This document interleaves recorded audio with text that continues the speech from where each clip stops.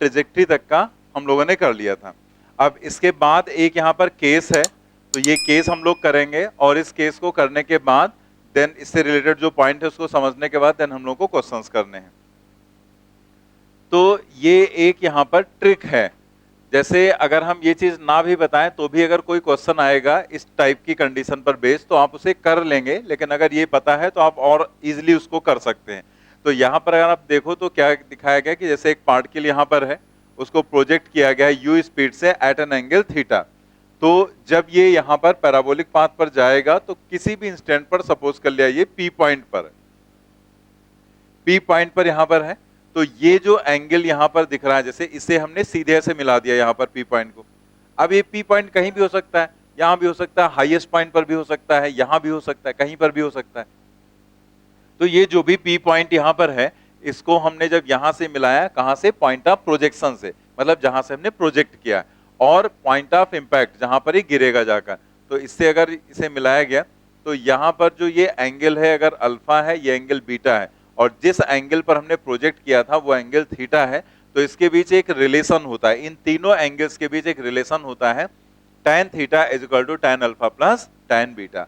तो इसको थोड़ा सा ट्रेजेक्ट्री की इक्वेशन और ट्रिग्नोमेट्री का यूज करके हम इसे डेराइव कर सकते हैं, प्रूफ कर सकते हैं, ये जो कंडीशन यहाँ पर है, बट उसके डेरिवेशन की रिक्वायरमेंट हमें नहीं है, इसलिए उसका डेरिवेशन हम नहीं करवा रहे हैं।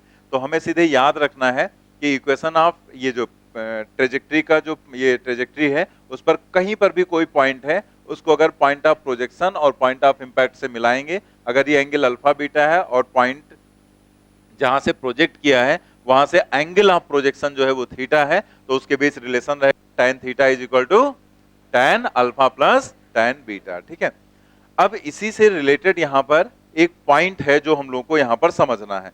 तो आगे जैसे उसमें देखेंगे आप, एक नोट लिखा पड़ा हुआ है, हेडिंग, ठीक है, तो इसमें एक डायग्राम बना हुआ है, इसमें आपको जैसे ये है तो इसमें कहीं भी दिखा दिया हमने, लेकिन इसमें क्या है, हाईएस्ट पॉइंट को लिया गया।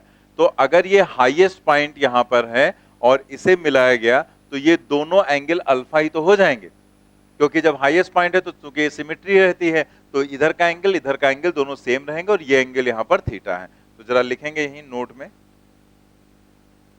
If alpha is the angle of elevation, if alpha is the angle of elevation, angle of elevation of highest point, then if alpha is the angle of elevation of highest point,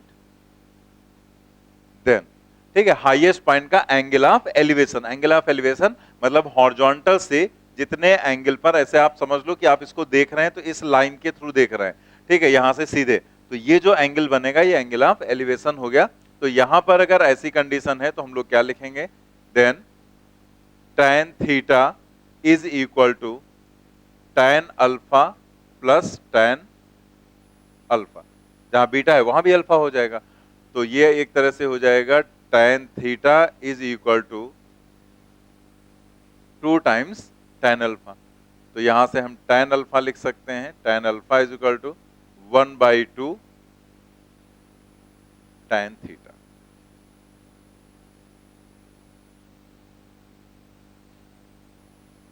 ठीक है, इसी में ऐसे for example करके भी हम लोग लिख लेंगे।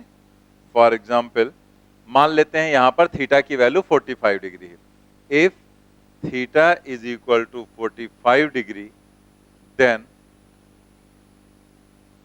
tan alpha is equal to 1/2 tan 45। tan 45 क्या होता है, 1, tan 45 1 होता है, तो ये वैल्यू क्या आ जाएगी, 1/2, यानी कि जो अल्फा है वो आ जाएगा tan इनवर्स 1/2। पहले AIPMT जो है वो प्री मेंस होता था, तो ये मेंस में पूछा गया था क्वेश्चन।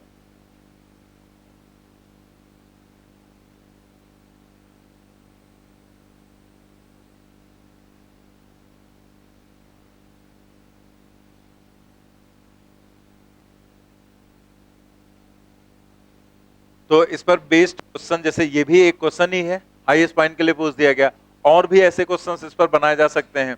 तो कैसे वो होंगे वो हम लोग क्वेश्चंस अभी करेंगे तब देखेंगे वहां पर। तो पहले हम लोग यहाँ पर जहां तक पढ़ चुके हैं, जो बेसिक डेफिनेशंस हम लोगों ने देखी यहाँ पर, और उसके बाद हम लोगों ने कुछ बेसिक इक्वेशंस बनाई थी, और उसके बाद उससे स्पेशलाइज इक्वेशंस बनाई गई थी, मतलब टाइम ऑफ फ्लाइट का, मैक्सिमम हाइट का, रेंज का, उनके बीच का रिलेशन हमने देखा, इक्वेशन ऑफ ट्रेजेक्ट्री देखा, और देन ये वाला हमने केस देखा। तो इतने पर बेस्ड पहले हम लोग क्वेश्चंस करेंगे, देन हम लोग वापस थ्योरी वाले पार्ट पर आएंगे, ठीक है। तो चलिए क्वेश्चंस करते हैं। The velocity of a projectile at initial point A is 2i plus 3j meter per second. Its velocity in meter per second at point B is. जैसे यहाँ पर जो वेलोसिटी दी गई है, जहां से प्रोजेक्ट किया है वहां पर वेलोसिटी क्या दी गई, 2i plus 3j। तो उसने पूछा B पॉइंट पर वेलोसिटी क्या हो जाएगी। थर्ड ऑप्शन यहाँ पर, जस्ट आपको पता है कि A पॉइंट और B पॉइंट में डिफरेंस क्या होता है, सिर्फ वर्टिकल कंपोनेंट का, ठीक है। जो हॉरिजॉन्टल कंपोनेंट है वो दोनों जगह सेम रहेगा, ठीक है, हॉरिजॉन्टल कंपोनेंट सेम रहेगा, वर्टिकल कंपोनेंट सिर्फ चेंज हो जाता है। जैसे अगर हम यहां पर देखें तो यहां वर्टिकल कंपोनेंट ऊपर रहेगा और हॉरिजॉन्टल कंपोनेंट इधर, और यहां पर मतलब ये अगर ux है तो ये हो गया uy। तो यहां पर है स्पीड वही रहती है, हॉरिजॉन्टल कंपोनेंट इसी डायरेक्शन में रहेगा x कंपोनेंट, बस जो वर्टिकल कंपोनेंट है वो डाउनवर्ड हो जाएगा ना, रिवर्स हो जाएगा। तो वर्टिकल कंपोनेंट, ये horizontal component remains unchange but vertical component reverses. तो जैसे हम यहां पर ऐसे लिख दें कि वेलोसिटी एट पॉइंट ए जो है वो क्या है, 2i एंड प्लस 3j। तो आप यहां पर लिखेंगे, ऐसे लिख लो एट, वैसे तो समझ में तो आई गया बट ऐसे लिखवा दे रहे, at point B horizontal component remains unchanged at point B, horizontal component remains unchanged but vertical component reverses,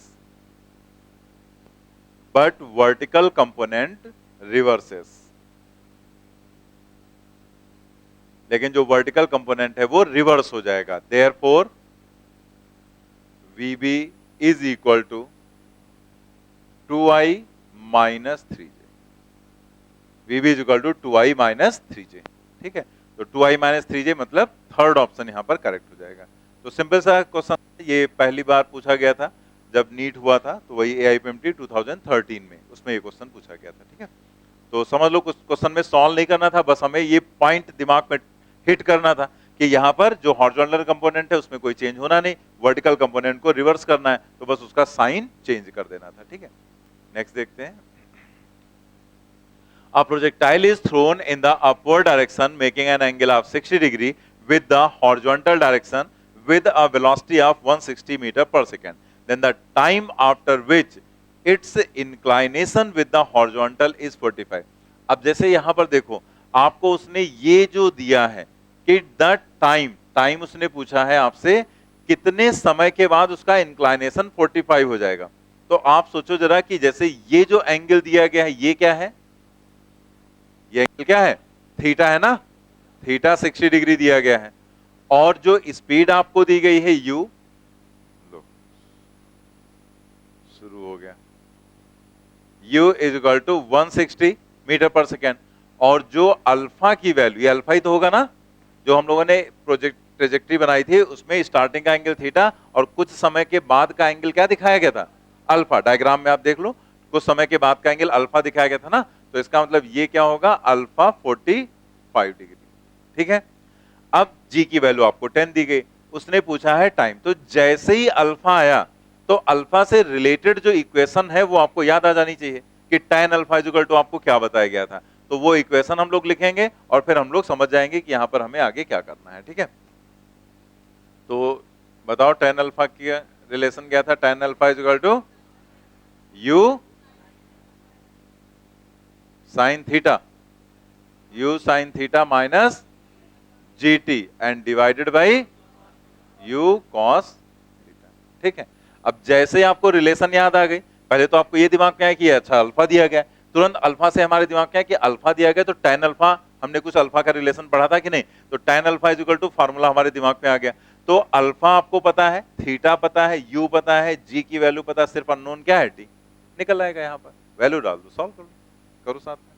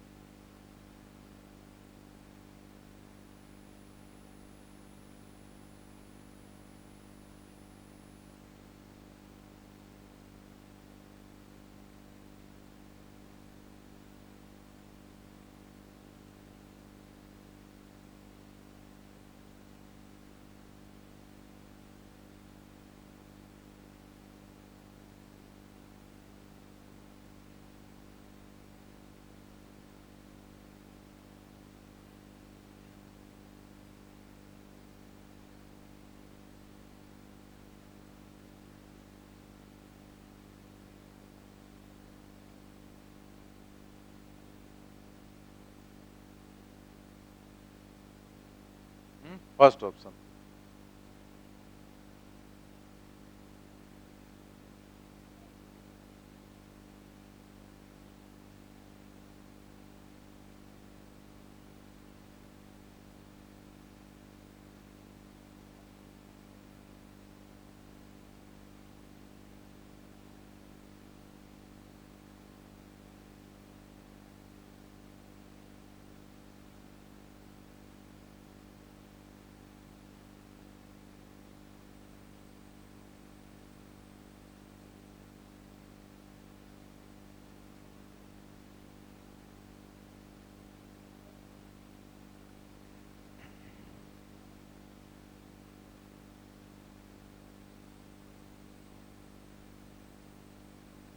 first option यहाँ पर आ जाएगा, ठीक है। जैसे यहाँ पर देखो हमने सारी वैल्यूज रखी, फिर आप साइन 60 की वैल्यू √3/2 है, तो √3/2 करेंगे तो 80 आ जाएगा यहाँ पर, तो 80√3, और फिर यहाँ पर क्या आ गया -10t, और नीचे क्या आ जाएगा 160, और ये cos 60 क्या होता है 1/2, तो क्या बचेगा 80 बचेगा। तो यहाँ पर हमने इसे अलग अलग कर दिया, जैसे अलग अलग अगर कर दो तो 80 कैंसिल, √3 और -10/80 तो 1/8t, इसको इधर ट्रांसफर किया t/8, और √3 की वैल्यू 1.732 -1, तो क्या आ गया 0.732।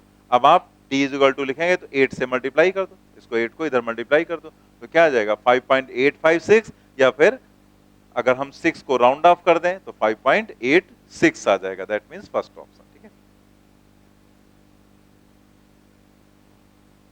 नेक्स्ट ट्राई करेंगे थर्ड नंबर, नोट कर लिया ना सभी ने?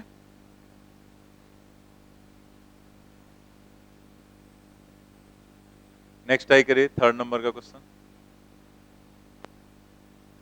A stone is projected from the ground with velocity 25 meter per second. 2 seconds later, it just clears a wall 5 meter high. The angle of projection of the stone is G is equal to 10 meter per second square लेना। अब यहां पर भी आपको वैसे ही think करना है, ऐसे जस्ट आप डायग्राम बनाओ और तुरंत आपको समझ में आ जाएगा क्या होना है। A stone is projected from the ground with velocity 25 metre पर सेकेंड, एंगल ऑफ प्रोजेक्शन उसने आपसे पूछा है, यानी कि कुछ ऐसी सिचुएशन हो जाएगी कि यहाँ पर एंगल ऑफ प्रोजेक्शन मान लिया थीटा है, u स्पीड से आपने फेंका, u की वैल्यू कितनी दी गई है 25, तो यहां से प्रोजेक्ट किया, अब ये इस तरीके से ऐसे जाएगा, ठीक है। तो उसने कहा it just clears a wall 5 metre high, मतलब 2 सेकंड के बाद, तो मान लेते हैं यहां पर ये 2 सेकंड के बाद यहां पर एक वॉल है और इस वॉल को ये क्लियर करता है। क्लियर करने का मतलब क्या हुआ, जस्ट उसके ऊपर से ये निकल गई बॉल, तो ये यहां पर जो है वॉल ये कितनी है 5 मीटर, ठीक है। अब ये कहां पर है हमें नहीं पता भाई, हो सकता है ये हाईएस्ट पॉइंट भी हो सकता है, इधर भी हो सकता है, इधर भी हो सकता है, बट हमें तो कुछ पता तो है नहीं, तो हमने कहीं पर भी दिखा दिया। और यहां पर जो बॉल है वो इस तरीके से जा रही होगी इसको क्लियर करते हुए, तो यहां से यहां तक का जो बीच का ये टाइम है, ये टाइम कितना है 2 second, this is t is equal to 2 second, ठीक है। मतलब 2 सेकेंड के बाद की ये सिचुएशन है, तो आपको यहां पर बताना है एंगल क्या होगा। अब आप इस पूरे डेटा को देखो और आप ये सोचो कि आपके दिमाग में कौन सी इक्वेशन आ रही है। यहां पर u दिया गया है, थीटा दिया गया है, t दिया गया, और ये 5 जो है, तो ये वाली हाइट को हम लोग क्या मानते हैं, y मानते हैं ना, तो यहां पर हम क्या लिखेंगे, y। ठीक है, मतलब ये y हो गया। तो आपके सामने जैसे ही y आया तो आप ये सोचो y इज इक्वल टू हमने क्या पढ़ा था, u sine theta minus u sine theta t minus half g t square. मतलब आपके सामने y आ गया कि आपको y दिया गया, तो सबसे पहले तो हमारा दिमाग y पर जाएगा, अगर वहां से काम बन जा रहा है तो ठीक है, नहीं तो कुछ और सोचेंगे। तो y की इक्वेशन क्या है, तो वो जो टेबल आपको बताई गई थी उसमें आपको बताया गया था सब कुछ आप याद रखो। तो हमने तरीका आपको क्या बताया था कि यहां पर जैसे आप किसी चीज को नीचे से ऊपर फेंकते हैं तो आप याद रखते हैं h बराबर U T minus half g t square, तो बस u की जगह क्या रखना है, u साइन थीटा रख देना है। तो आप यहां पर इक्वेशन कौन सी यूज करेंगे, y is equal to u sine theta into t minus half g t square. अब देखो काम तभी बनेगा जब आपको जो चीज पढ़ाई गई है वो आपको याद हो, उससे पहले जितना बेसिक कॉन्सेप्ट पढ़ चुके हैं उसकी प्रैक्टिस होनी चाहिए को, और फिर आप यहां पर जब देखेंगे तो जब याद होगा फिर डायग्राम बनाने का तरीका आपके सामने आ ही चुका है, बहुत इतने दिन से हम लोग कर ही रहे हैं सब। तो ये सारी चीजें जब आपके सामने आएंगी तो खुद ही दिमाग आपका हिट करने लगेगा कि y की इक्वेशन क्या है, वो आपको याद होगी तो तुरंत खुद ही समझ जाओगे, सब कुछ तो दिया गया, क्या निकालना है, थीटा, और वही यहां पर अननोन है। तो y की जगह पर हम रखेंगे क्या, 5, एंड u की जगह पर रखेंगे 25, साइन थीटा हमें निकालना है, t की वैल्यू 2 माइनस 1/2, g की वैल्यू 10, और ये हो जाएगा 2 का स्क्वायर। ठीक है, तो 5 is equal to 50 sine theta minus, एक 2 कैंसिल हो जाएगा तो यहां पर क्या आ जाएगा 20, that means 50 sine theta is equal to 25। तो साइन थीटा की वैल्यू 1/2, थीटा कितना आ जाएगा 30 डिग्री। ठीक है ना, 20 इधर जाएगा 25 हो जाएगा, और साइन थीटा 25/50। अब थोड़ा थोड़ा कैलकुलेशन शॉर्ट में भी करो, ठीक है, इतने से तो कर ही रहे हैं। 25 अब जो कॉम्प्लिकेटेड होगा तो पूरा लिखो, वरना 25/50 मतलब 1/2 ही तो हो जाएगा, और 1/2 का मतलब theta is equal to 30 degree. That means यहां पर second option correct.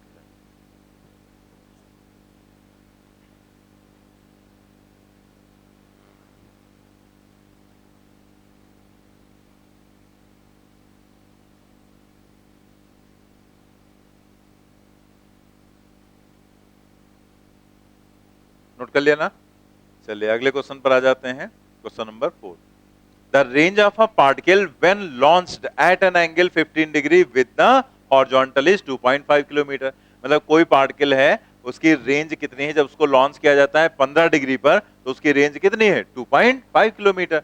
What is the range of the projectile when launched at an angle of 45 degree with the horizontal. तो उसने कहा अगर हम उसको 15 की बजाय 45 डिग्री पर लॉन्च करें, अब लैंग्वेज समझो, 15 की बजाय उसने कहा 45 पर लॉन्च करें, तो इसका मतलब क्या वो स्पीड उसकी बदल रहा है, नहीं बदल रहा ना। जैसे आप कोई चीज प्रोजेक्ट कर रहे थे, तो कोई चीज लॉन्च कर रहे थे या कोई फायर कर रहे थे, तो आपने पहले उसका एंगल क्या रखा 15 डिग्री, और बाद में आपने कहा कि 15 डिग्री रखा तो 2.5 गया, तो अगर हम 45 कर दें तो क्या होगा। तो इसका मतलब क्या हुआ कि स्पीड का कोई वेरिएशन हमें नहीं दिख रहा है, यानी कि u की वैल्यू क्या मानोगे, कांस्टेंट। अब उसने कहा रेंज क्या होगी, कि यहां पर रेंज क्या होगी अगर 45 डिग्री पर हम लॉन्च करेंगे तो सबसे पहले तो आपके दिमाग में रेंज का ही फार्मूला आएगा ना। तो रेंज का जो फॉर्मूला होता है R is equal to u square sine, क्या होगा, sine 2 theta upon g, u square sine 2 theta upon जी।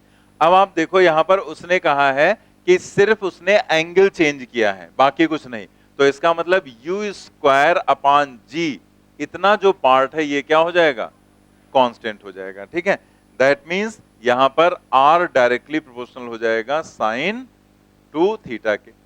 तो आप ऐसे लिख सकते हैं R2 divided by R1 is equal to sine 2, second time angle कितना है 45, तो डायरेक्ट भी रख सकते हैं बट हम ऐसे रख दे रहे हैं 2 टाइम्स 45 डिग्री, और पहली बार में क्या है एंगल 15 डिग्री, तो यहां पर रखा 15 डिग्री।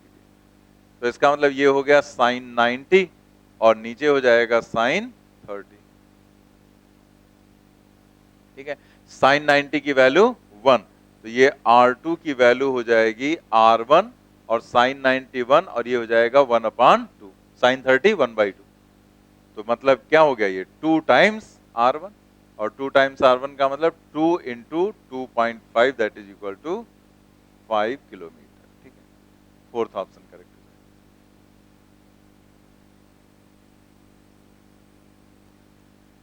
नेक्स्ट हम लोग देखते हैं question number 5। If the range of a gun which fires a shell with muzzle speed v is r। अब ये जो यहां पर दिया गया है मजल स्पीड टर्म, इसका क्या मतलब है इसे पहले समझ लो। मजल स्पीड का मतलब जैसे स्पीड ऑफ जो बुलेट रहेगी विद रिस्पेक्ट टू गन ये दिया जाता है। तो एक्चुअल में जैसे होता है कि आगे हम लोग पढ़ेंगे भी कि जब हम कोई भी गन फायर करते हैं, तो जब गन फायर करते हैं तो क्या होता है कि जो बुलेट है वो आगे जाती है, लेकिन गन पर एक किकबैक लगता है। ये हम लोग आगे कंजर्वेशन ऑफ मोमेंटम में पढ़ेंगे। तो गन पीछे हट जाती है।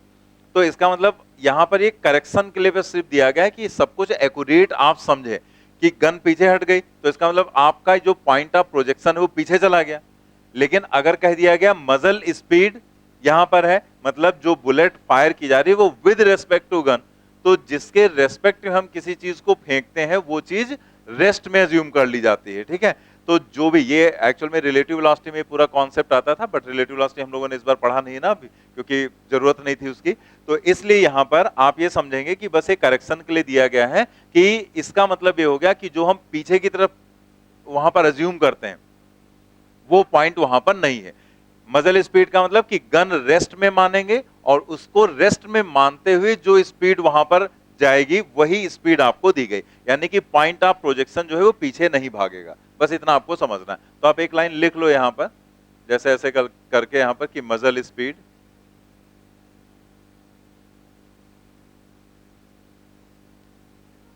इसके आगे लिख लेंगे speed of bullet with respect to gun, speed of bullet with respect to gun.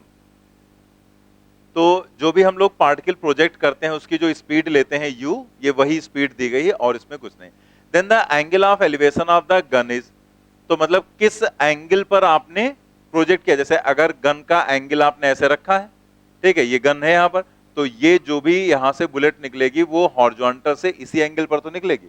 तो एक तरह से वही एंगल ऑफ प्रोजेक्शन आपको बताना है क्या हो जाएगा।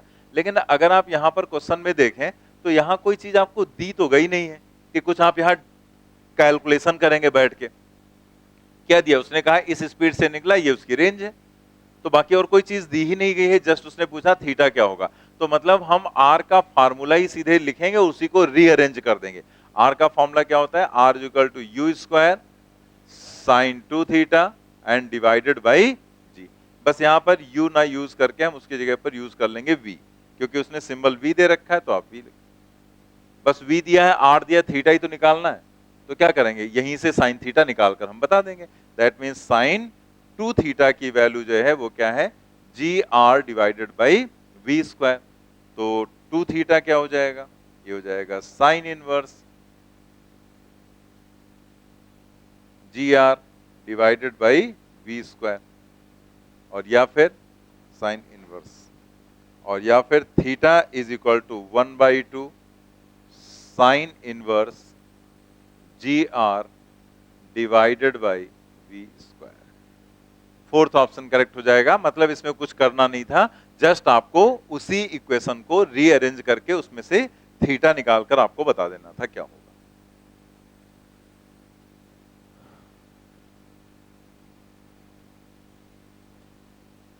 नोट कर लेना सभी ने। नोट करने के बाद बैठ क्यों जाते हो, नोट करने के बाद अगला क्वेश्चन पढ़ा जाता है और उसको ट्राई किया जाता है।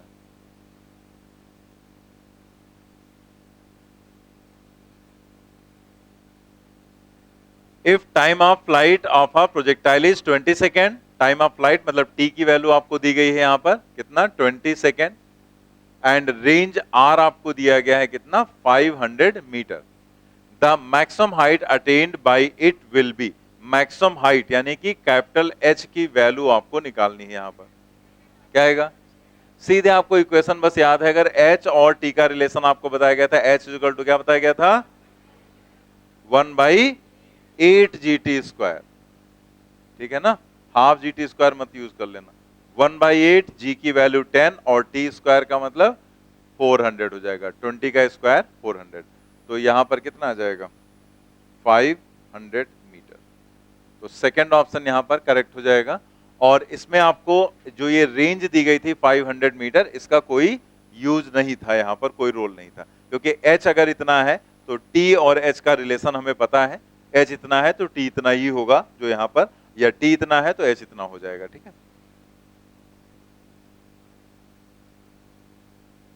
ठीक है, नेक्स्ट क्वेश्चन पर आ जाते हैं, question number 7। 3 projectile motion path are shown below, each having reached the same height ym। जैसे आप देखो 3 पाथ आपको दिखाए गए हैं, तो तीनों में आपको सभी की हाइट, जो वर्टिकल हाइट है वो तीनों में सेम दिख रही। For which path the time of flight is minimum, किसके लिए टाइम ऑफ फ्लाइट मिनिमम होगा? Fourth option, all have the same time of flight. क्यों? क्योंकि हाइट सेम है, और हाइट और टाइम ऑफ फ्लाइट का रिलेशन हमने पीछे भी देख ही लिया। यहां पर 1/8 gt स्क्वायर, मतलब ये चीज तो कांस्टेंट है ही है, तो जब सबके लिए h सेम होगा तो सबका t भी सेम ही निकल कर आएगा, बाकी कोई चीज है नहीं, जो है वो तो कांस्टेंट रहेगा सबके लिए। तो यहां पर हम लोग इसमें कुछ सॉल्व तो करना नहीं, जस्ट ऐसे लिख देना, बट इसमें कुछ और चीजें हैं जो हम लोग अभी देख लेंगे, क्योंकि यहां पर h इज इक्वल टू क्या है 1/8 gt स्क्वायर। तो हमें यहां पर कुछ अरेंज भी नहीं करना, सीधे सीधे हम लिख देंगे same h implies that same t, same h implies that same t, same h implies that same time of flight. ठीक है, तो all have the same time of. लेकिन जैसे यही क्वेश्चन है, इसी में आपसे, इस क्वेश्चन में आपसे कुछ और भी चीजें पूछी जा सकती हैं। जैसे मान लिया उसने आपसे ये पूछ लिया कि इसमें जैसे वर्टिकल कंपोनेंट और हॉरिजॉन्टल कंपोनेंट वेलोसिटी का होगा, तो अगर आपसे यू एक्स का रिलेशन पूछ लिया जाए कि हॉरिजॉन्टल कंपोनेंट इसमें क्या सबके बराबर होंगे या हॉरिजॉन्टल कंपोनेंट सबके अलग अलग हो जाएंगे? Equal horizontal component of velocity equal या डिफरेंट? इक्वल। ये क्या बात है, अभी तो पहले तुम इक्वल बोले, जो हम इक्वल कहें तो तुम डिफरेंट। इक्वल होगा या डिफरेंट? दोनों तरह के आंसर आए। यहां पर अगर हम हॉरिजॉन्टल कंपोनेंट की बात करें तो आप हॉरिजॉन्टल कंपोनेंट ऑफ वेलोसिटी, आप ये सोचो कि हॉरिजॉन्टल कंपोनेंट ऑफ वेलोसिटी का रिलेशन मतलब यू एक्स का कोई रिलेशन, तो इन सभी में आपको क्या दिख रहा है? जैसे ये पार्टिकल यहां पर गिरा, ये वाला यहां पर गिरा है, ये वाला यहां पर गिरा, तो क्या चीज हॉरिजॉन्टल में डिफरेंट दिख रही? रेंज। तो रेंज का हॉरिजॉन्टल कंपोनेंट से कोई रिलेशन है हमारे पास? है, बस तुम्हें याद नहीं है। यू एक्स इंटू क्या बताया गया था, horizontal range is equal to horizontal velocity into time. ये भी तो लेते हैं ना हम लोग। तो अगर आप यहां से देखें तो यू एक्स की वैल्यू, यू एक्स क्या हो जाएगा आर डिवाइडेड बाई टी। तो आपको दिख रहा है टी तो सबके लिए सेम है, ये क्या हो गया सेम। तो अगर ये सेम है तो इसका मतलब यहां पर क्या इंप्लाई हो रहा है, u x is directly proportional to R. इस सिचुएशन में हमें ये चीज मिल रही, टाइम ऑफ फ्लाइट सबका सेम है, ऊपर हमने देख लिया था, तो ये चीज पूछी नहीं गई है। मतलब ऐसे और भी क्वेश्चंस बनाए जा सकते हैं, मतलब जिसकी रेंज कम होगी उसका यूएक्स कम होगा, जिसकी रेंज ज्यादा होगी उसका यूएक्स भी ज्यादा होगा। दैट मीन्स रेंज फर्स्ट वाले की सबसे कम है तो उसका यूएक्स भी सबसे कम होगा। दैट मीन्स हम कह सकते हैं UX 1 is less than ux2 less than ux third. तो ऐसे भी ऑप्शंस बनाए जा सकते हैं यहां पर। तो सबसे ज्यादा हॉरिजॉन्टल वेलोसिटी जो कंपोनेंट होगा, हॉरिजॉन्टल कंपोनेंट ऑफ वेलोसिटी, वो थर्ड का सबसे ज्यादा होगा। ठीक है, नोट कर लेंगे इसे भी।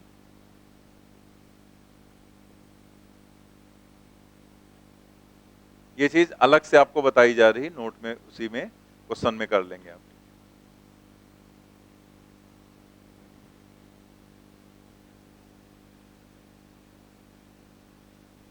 वर्टिकल कंपोनेंट ऑफ वेलोसिटी के लिए क्या कहेंगे?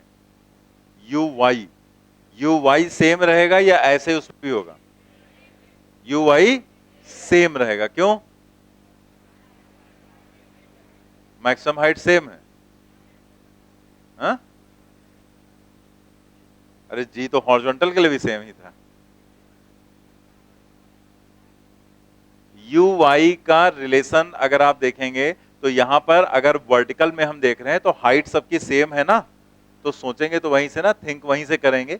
तो आपको जो फॉर्मूला बताया गया था, जो यहाँ पर वर्टिकल हाइट के लिए मतलब मैक्सिमम हाइट के लिए एच, तो हम लोगों ने इसको देखा था you square sine square theta upon 2g, लेकिन साथ में you y square upon 2g भी तो था। तो अगर आप यहां से देखें तो हम लिखेंगे u y square upon 2g, it implies that u y square, क्यों स्क्वायर लिखना, इतना तो कर चुके। यू वाई की वैल्यू अगर देखें तो रूट 2gh हो जाएगी ना, यू वाई स्क्वायर 2gh और स्क्वायर हटाएंगे रूट लग जाएगा 2gh। तो अगर आप यहां पर इस टर्म को देखो तो ये टर्म सभी के लिए एक ही जैसा रहेगा ना, g सबके लिए सेम और h भी सबका सेम है, तो ये यहां पर क्या है, this is same for all, same for all. Therefore हम लिख सकते हैं यहां पर कि जो यू वाई होगा वो सेम रहेगा सबके लिए, ठीक है। U y 1 is equal to u y 2 is equal to u y 3। इस तरह से भी क्वेश्चन बनाया जा सकता है, ऑप्शंस बनाए जा सकते हैं। तो आपको यहां पर ये भी पता चल गया कि यू वाई की वैल्यू सबके लिए एक जैसी रहेगी, ठीक है। तो रिजल्टेंट वेलोसिटी के लिए क्या कहोगे फिर अब, अगर इनिशियल वेलोसिटी अगर आपसे u1, u2 और u3 इनिशियल वेलोसिटी अगर आपसे पूछी जाए तो तीनों की वेलोसिटी क्या रहेगी, अलग अलग रहेगी, सेम रहेगी, क्या होगा, अलग रहेगी, क्योंकि हमें पता है कि u जो होगा वो इन्हीं दोनों का कॉम्बिनेशन होगा। तो ये तो सबका सेम है लेकिन ux सबका डिफरेंट है, तो जिसका ux कम होगा उसके लिए u भी कम हो जाएगा। यानी कि अगर हम यहां पर लिखें कहां पे, जैसे यहां पर समझा देते हैं कि जो u हो जाएगा वो हो जाएगा root u x square plus u y square. तो इस बेसिस पर अगर आप देखो यहां पर तो x सबका डिफरेंट है और y सबका सेम है, तो इसका मतलब जिसका x कम होगा उसका u भी कम हो जाएगा और जिसका ux ज्यादा होगा उसका u भी ज्यादा होगा। दैट मीन्स यहां पर भी अगेन आ जाएगा u1 ये लेस होगा u सेकंड वाले का उससे ज्यादा और थर्ड वाले का सबसे ज्यादा, ठीक है। ये भी नोट कर लो।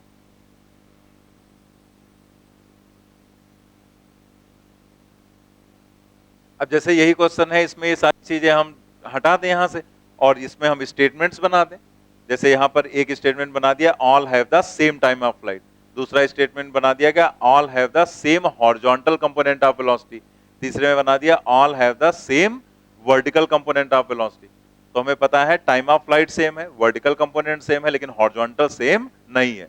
तो पहला और तीसरा सही हो जाएगा, दूसरा स्टेटमेंट गलत हो जाएगा। तो ऐसे करके स्टेटमेंट वाले क्वेश्चंस बना दिए गए। तभी मैंने इसको बता दिया कि इसमें सिर्फ टाइम ऑफ फ्लाइट नहीं बाकी चीजें भी आपसे पूछी जा सकती हैं, ठीक है। चलिए आगे बढ़ते हैं हम लोग। Find the minimum velocity for which the horizontal range is 39.2 metre. उसने कहा मिनिमम वेलोसिटी बताओ जिसके लिए हॉरिजॉन्टल रेंज, तो पहले तो रेंज का लिखो formula r is equal to u square sine 2 theta divided by g. अब उसने कहा है फाइंड द मिनिमम वेलोसिटी, तो पहले तो हम वेलोसिटी लिख लें यहां पर। तो वेलोसिटी हम लिखेंगे u square is equal to g R and divided by sine 2 theta. अब इसमें थीटा उसने दिया नहीं है लेकिन उसने आपसे यहां पर कहा है मिनिमम वेलोसिटी। तो आप खुद सोचो कि जैसे रेंज तो उसने फिक्स कर दी कितनी 39.2, तो उसने रेंज फिक्स कर दिया, तो अब r और g तो फिक्स है, इन g की वैल्यू जो भी लेना है वो आप लेंगे, r की वैल्यू जो लेना है वो लेंगे, लेकिन जो साइन 2 थीटा वो दिया नहीं गया। लेकिन अगर आपको यहां पर कह दिया गया u मिनिमम रखना है तो साइन 2 थीटा मैक्सिमम, नीचे की वैल्यू मैक्सिमम तो ऊपर की वैल्यू मिनिमम। तो हम यहां लिख सकते हैं for u is equal to u minimum sine 2 theta maximum, और साइन 2 थीटा की मैक्सिमम वैल्यू क्या होगी, मैक्सिमम वैल्यू 90, मैक्सिमम वैल्यू 90, 90 तो डिग्री होता है, 1 होगा ना। जो क्वेश्चन कुछ और पूछा जरा आंसर कुछ और बोल रहे हैं, बाद में कहोगे अरे समझ लो वही 90 हम यही पूछ रहे बता रहे थे 2 थीटा की, तो हम वो पूछ नहीं रहे, हम पूछ रहे हैं साइन 2 थीटा की मैक्सिमम वैल्यू क्या होगी। तो 1 होगी। कहां पर होगी अगर हम पूछते तब बताते थीटा की वैल्यू, क्या बताते थीटा 45, अभी भी गलत ही बोल रहे हैं आधे लोग। थीटा की वैल्यू 45 होगी ना, क्योंकि ये पूरा एंगल 90 होगा। तो साइन टू थीटा की मैक्सिमम वैल्यू क्या होगी 1। साइन कॉस दोनों की मैक्सिमम वैल्यू 1, मिनिमम वैल्यू -1। तो यहां पर हमें थीटा की जरूरत नहीं, बस हमें ये देखना था कि साइन टू थीटा मैक्सिमम क्या रखेंगे 1, तो यहां 1 रखेंगे तो u हो जाएगा मिनिमम। तो u मिनिमम क्या हो जाएगा, यहां ये तो 1 हो गया, तो ये हो जाएगा gr divided by 1। It implies that u minimum is equal to root g and R. अब देखो यहां पर कैलकुलेशन के लिए जैसे g हम लोग नॉर्मली कोशिश करते हैं हमेशा 10 लेने की, यहां पर अगर आप 10 ले लोगे तो गलत हो जाएगा, ठीक है। मतलब तब कैलकुलेशन कॉम्प्लिकेटेड हो जाएगा, गलत तो नहीं होगा लेकिन कैलकुलेशन आपका कॉम्प्लिकेटेड हो जाएगा और एग्जैक्ट आंसर भी नहीं मैच करेगा। लेकिन अगर 9.8 लो तो आसान है। जैसे अगर हम g की वैल्यू यहां रखें 9.8 और इनटू रेंज कितना दिया गया है 39.2, तो आप यहां पर इसे ऐसे लिख सकते हैं 9.8। अब ये नहीं कि दोनों को मल्टीप्लाई करेंगे हम, और क्योंकि स्क्वायर रूट में है तो हम उसको डिवाइड करने की कोशिश करते हैं ना कि मल्टीप्लाई करके स्क्वायर रूट नहीं निकालना है। बल्कि आप देखो यहां पर कि हम इसे लिख सकते हैं 9.8 इंटू 4। 9.8 को 4 से मल्टीप्लाई करो, यही आएगा ना। तो अगर हमने ऐसे लिख दिया तो हमारे लिए कैलकुलेशन बहुत आसान हो गया। 9.8 बाहर आ जाएगा, 2 बार लिखा हुआ है तो एक बार बाहर आएगा, और 4 का स्क्वायर रूट 2 हो जाएगा, तो यहां पर इंटू क्या हो गया 2। दैट मीन्स यहां पर आ जाएगा 19.6 मीटर पर सेकेंड। सेकेंड ऑप्शन यहां पर करेक्ट हो जाएगा, ठीक है। अभी यहां पर 10 रख दो आप खुद ही फंस जाओगे कैलकुलेशन में, कॉम्प्लिकेटेड कैलकुलेशन हो जाएगा। 9.8 रखा, बहुत इजीली सॉल्व हो गया।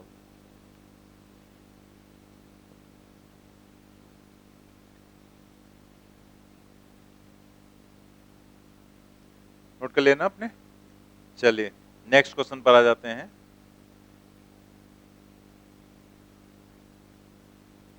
हो गया है सभी का।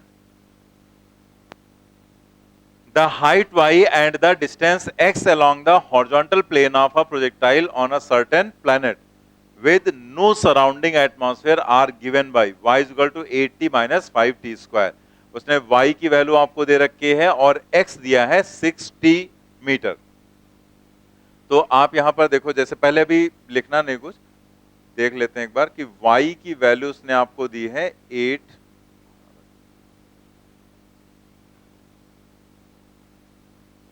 y की वैल्यू उसने आपको दी है 8t माइनस 5t स्क्वायर, ठीक है। और थोड़ी सी हमने जगह छोड़ दी नीचे और फिर हमने x लिखा। x की वैल्यू उसने दी है आपको 60। The velocity with which the projectile is projected is, तो आपसे वेलोसिटी पूछी गई जिस वेलोसिटी से प्रोजेक्ट किया गया, मतलब u की वैल्यू। आगे देखो, referring to above question the angle with the horizontal at which the projectile was projected. जो अगला क्वेश्चन है वो इसी से रिलेटेड है कि उसने आपसे एंगल ऑफ प्रोजेक्शन पूछा है। Referring to the above question the acceleration due to gravity is given by, यानी कि ए जहां पर एक्सेलरेशन आता है यानी कि जी जहां पर आता है उसकी वैल्यू वो आपसे पूछ रहा है कि एक्सेलरेशन ड्यू टू ग्रेविटी उस प्लेनेट पर क्या होगा। मतलब आपको यू, थीटा और एक्सेलरेशन तीनों चीजें कैलकुलेट करनी है। अब इसका तरीका क्या है, अगर आप इस क्वेश्चन में सारी लैंग्वेज भूल जाओ, सिर्फ आप ये देखो y और x, तो जस्ट इससे पहले वाला जो टॉपिक था उसमें क्वेश्चन आया था जिसमें x अलग था y अलग दिया गया था, तो हमने डिफरेंशिएट करके वेलोसिटी और एक्सेलरेशन निकाला था। और अगर एंगल पूछा जाता तो हमें वो भी पता है कि x एक्सिस से एंगल अगर निकालना है तो y अपान x करके हम निकाल लेते, ठीक है। तो मतलब हम उस मेथड से एंगल, वेलोसिटी और एक्सेलरेशन तीनों चीजें निकाल सकते हैं, ठीक है। तो वो मेथड तो हमें आ ही रहा है, तो आप उस मेथड से करना चाहो कर लो। लेकिन इसका एक और भी तरीका है कि हम इसे कंपेयर करके निकाल सकते हैं, क्योंकि ये प्रोजेक्टाइल मोशन में इक्वेशंस यहां पर ऐसे ही बनती हैं। लेकिन अब आप यहां पर एक बात समझेंगे कि जो प्रोजेक्टाइल मोशन है उससे कंपेयर करके आप तभी निकाल पाएंगे जब उस टाइप की इक्वेशंस आपको दी जाएंगी। जैसे यहां कुछ बदल दें, अब यहां टी स्क्वायर यहां टी क्यूब कर दें, तो जो ये मेथड बताने वाले हैं ये फेल हो जाएगा। लेकिन वो वाला मेथड नहीं फेल होगा जो आपने कैलकुलस में सीखा। अगर यहां पर 6t की बजाय 6t स्क्वायर कर दें तो जो मेथड बताने जा रहे हैं वो फेल हो जाएगा, लेकिन वो वाला मेथड फेल नहीं होगा। यानी कि जो पिछले वाले केस में हम लोगों ने पढ़ा है वो मेथड हमारा परफेक्ट है, कहीं पर भी हमें उसमें कोई डाउट नहीं है, कैसा भी डेटा दिया जाएगा कैलकुलेट कर लेंगे। लेकिन हम इसे फिर भी कंपेयर करके आपको बताने जा रहे हैं कि बाई चांस आपको ऐसी इक्वेशन मिल जाए जिसको देखकर आप पहचान गए कि ये तो प्रोजेक्टाइल मोशन में आती हैं इक्वेशंस। कैसे प्रोजेक्टाइल मोशन में आती हैं आप जरा देखो यहां पर, कि अगर हम यहां पर इसे लिखें तो हम यही तो लिखेंगे y is equal to u sine theta into t and minus half g t square, और इसमें अगर हम लिखेंगे तो x बराबर u कॉस थीटा और इंटू टी। ठीक, तो हमें अगर बिल्कुल वैसे फॉर्म दिख रहा है, जैसे यहां कांस्टेंट की जगह कुछ भी लिखा हो, ये t और t स्क्वायर और यहाँ t, तो अगर ऐसा आपको दिख जाए तो आप कंपेयर करके सीधे निकाल लो। तब जरूरी नहीं कि आप बैठ के डिफरेंशिएट करो, वहां पर कंपेयर करके डायरेक्टली आपका आंसर आ जाएगा। जैसे आप देखो इन दोनों को अगर हम कंपेयर करेंगे, इन दोनों को अगर हम कंपेयर करें तो देखो u साइन थीटा क्या आ रहा है, u साइन थीटा की वैल्यू आ रही है 8, इसको एक इक्वेशन डाल देते हैं। हाफ जी जहां पर है उसकी जगह पर क्या आ रहा है, हाफ जी की जगह पर 5 आ रहा है, इसको हमने डाल दिया इक्वेशन 2। और यहां पर अगर आप इन दोनों को कंपेयर करें तो जो u cos थीटा है उसकी वैल्यू क्या आ रही है, उसकी वैल्यू आ रही है यहां पर 6।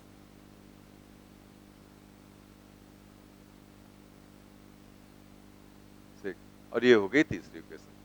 अब हम आपको एक चीज बता दें कि हमारा पर्पस क्या था इस तरह से कंपेयर करके बताने का, क्योंकि ये मेथड तो इसी सिचुएशन जैसे दी गई इक्वेशन ऐसी इक्वेशन, न्यूमेरिकल वैल्यू कुछ भी बदल जाए बाकी सब कुछ ऐसा ही होना चाहिए तभी ये मेथड लगेगा, वरना मोशन इन प्लेन में जो बताया गया था उससे आपको सॉल्व करना है। लेकिन ये मेथड बताने का क्या पर्पस है वो आप यहां पर समझ लो।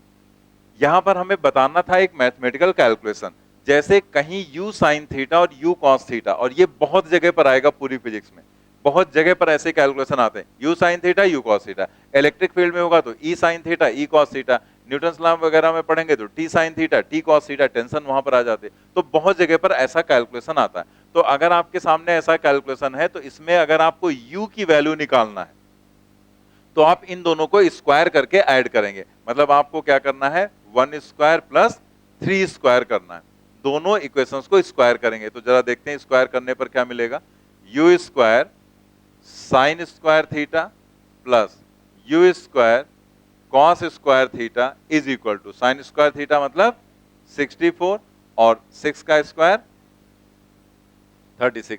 अब इसमें से हमने यू स्क्वायर कॉमन लिया, ठीक है, तो अंदर बचा sine square theta and plus cos square theta is equal to 100। Sine square theta plus cos square theta 1, सबका प्यारा राज दुलारा, u square is equal to 100। तो यहां से u की वैल्यू क्या हो जाएगी 10, तो 10 मीटर पर सेकेंड, यानी कि थर्ड ऑप्शन आ गया। तो जस्ट यहां पर जैसे हमने लिखा है, लेकिन लिखते समय तो ज्यादा होगा, लेकिन आपको एग्जाम में लिखने की भी जरूरत नहीं, क्योंकि इक्वेशंस हमारे दिमाग में चलेंगी ना, इक्वेशंस तो हमें याद रखनी। तो जैसे हमने इसको देखा हमें तुरंत समझ में आया यू साइन थीटा 8 और हाफ जी की वैल्यू कितनी 5, यू कॉस थीटा की 6 वैल्यू, तो सीधे सीधे ये रखेंगे, ये सब इक्वेशंस बीच की लिखने की जरूरत नहीं। और साथ में ये कैलकुलेशन ध्यान रखो, कभी भी ऐसा मिल जाए आप दोनों को स्क्वायर करके ऐड कर देंगे, थीटा गायब हो जाएगा। और अगर आपको थीटा निकालना है तो इन्हीं को आप डिवाइड कर लो, मतलब हम क्या करेंगे, इक्वेशन फर्स्ट जो इसका पहला पार्ट है, equation first divided by equation second करेंगे, तो u sine theta divided by u cos theta. u sine theta की वैल्यू क्या है 8 और u कॉस थीटा क्या है 6, तो 8 डिवाइडेड बाय 6, यानी कि यहां पर ये u कैंसिल कर दो आप, ठीक है, u कैंसिल करेंगे तो tan थीटा की वैल्यू 4 डिवाइडेड बाय 3, और ये हमें पता है कॉन्सेप्ट, ये 3 ये 4 ये 5, तो ये कितना 53 डिग्री। तो यहां पर देखो tan 50 4/3 होगा ना 53, तो tan 53 4/3, तो यहां 4/3 आ रहा है, इसका मतलब थीटा की वैल्यू क्या आएगी 53 डिग्री। तो समझ में आ गया ना कि ऐसा कहीं पर भी रिलेशन आपके सामने आए, अगर आप स्क्वायर करके ऐड करेंगे तो थीटा गायब हो जाएगा, और अगर डिवाइड करेंगे तो यू गायब हो जाएगा यहां पर। तो यहां डिवाइड किया यू हट गया, थीटा की वैल्यू आ गई, मतलब यू साइन थीटा और यू कॉस थीटा दिया गया है अगर आपको, तो आप दोनों चीजों को कैलकुलेट कर सकते हैं वहां पर जिस तरह से बताया गया। इसके बाद लास्ट वाला जो पार्ट है उसमें एक्सेलरेशन ड्यू टू ग्रेविटी पूछा गया था। यहां देखो हाफ जी है ना, यही तो एक्सेलरेशन ड्यू टू ग्रेविटी है। तो आप क्या लिखेंगे, बाई इक्वेशन थर्ड, यहां पर सेकंड, ये थर्ड लिखना है ना।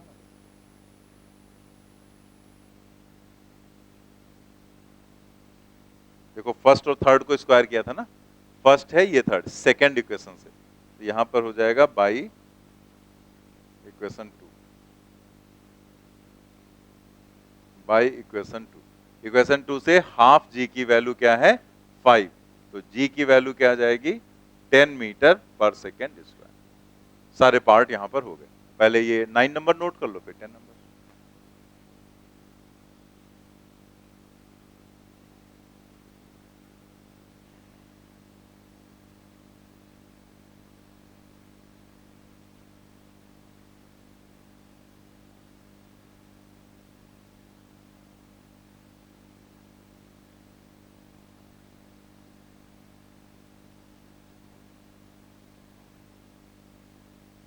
नोट कर लिया ना। चलिए नेक्स्ट क्वेश्चन ट्राई करते हैं, question number 11। An object is projected with a velocity of 20 meter per second, making an angle of 45 degree with the horizontal. Object को प्रोजेक्ट किया गया, वेलोसिटी आपको u दिया गया है 20 और एंगल दिया गया है 45 डिग्री। ठीक है, दोनों चीजें यहां पर मेंशन कर दी गई।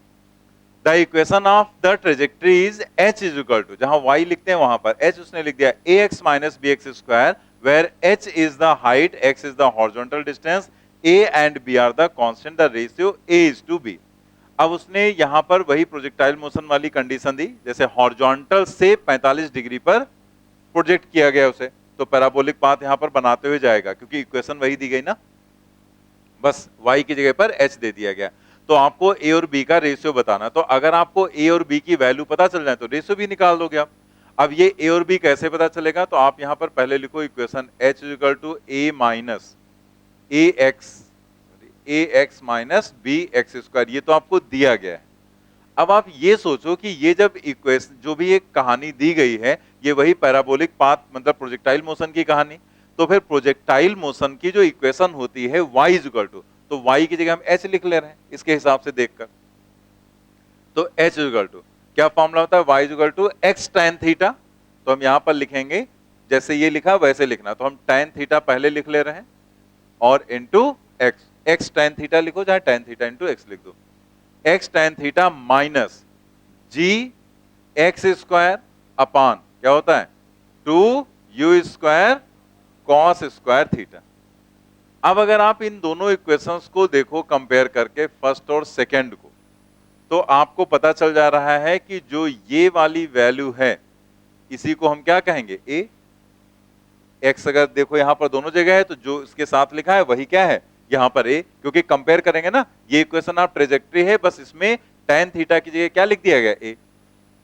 और अगर x स्क्वायर हटा दो तो जितना ये टर्म है ये पूरा कांस्टेंट ही तो होता है ना, ये पूरा अगर आप टर्म देखो यहां पर, ये पूरा टर्म इतना, ठीक है, तो ये पूरा टर्म g भी कांस्टेंट, u भी कांस्टेंट, थीटा भी, तो ये जो b है वो कांस्टेंट ही तो कहा गया, तो ये क्या हो गया b। समझ गया ना कि जो ये दिया गया था a था और ये जो दिया गया है b, तो ये इक्वेशन कैसी बन गई, ax माइनस bx स्क्वायर। उसने कहा था a और b क्या है, कांस्टेंट्स हैं, यहां पर देखो लिखा हुआ है ना a and b are constant. तो आप देखो अगर थीटा की वैल्यू देखा जाए तो जिस एंगल पर फेंका जाएगा वो कांस्टेंट एंगल कितना है 45, तो ये भी कांस्टेंट है, इसको a कह दिया गया, ये कांस्टेंट इसको b कह दिया गया, तो आपको a और b पता चल गए।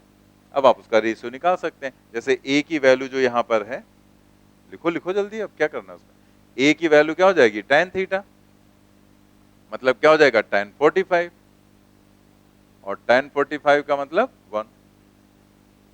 ऐसे हम b सॉल्व कर लेंगे, b is equal to g divided by 2 u square पहले लिख देते हैं, u square cos square theta की जगह 45, g की जगह पर हम लोग, जैसे यहां देखो आपको कोई पॉइंट में तो दिख नहीं रहा है रेशियो, ठीक है, और रेशियो दूर दूर भी काफी है, 1:40, 40:1, जमीन आसमान का अंतर हो गया एकदम, 1:1, 2:3, तो मतलब कोई ऐसा बहुत क्लोज रेशियो नहीं दिया गया है। तो फिर हम लोग यहाँ पर आराम से g की वैल्यू 10 लेकर ही सॉल्व करेंगे, और डेसिमल भी नहीं दिख रहा है साथ में, तो यहाँ 10 लिया, हालांकि इसमें दिया नहीं गया है g की वैल्यू, यहाँ पर 2 u स्क्वायर, u की वैल्यू क्या दी गई 20, तो यहाँ पर 20 का स्क्वायर लिख देंगे 400 और cos square 45, cos 45 1 by root two, cos 45 1 by root two, तो स्क्वायर कर देंगे तो क्या हो जाएगा 1 बाई 2 हो जाएगा। दैट मीन्स यहां पर आ जाएगा 1/40, क्योंकि ये 2 इस 2 से कैंसिल हो जाएगा, एक जीरो कैंसिल हो जाएगा यहां पर, तो बचेगा 1/40। आपको बताना था a/b, तो a divided by b 1 divided by 1/40, that means 40 divided by 1 या फिर 40:1। थर्ड ऑप्शन करेक्ट हो जाएगा। ठीक है,